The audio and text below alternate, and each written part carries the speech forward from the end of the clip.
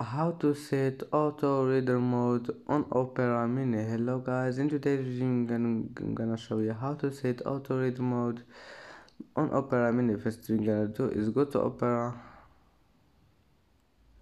and then click on this Opera icon here in the bottom corner,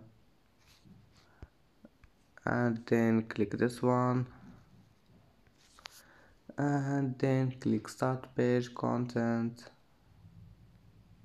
and click here and click auto,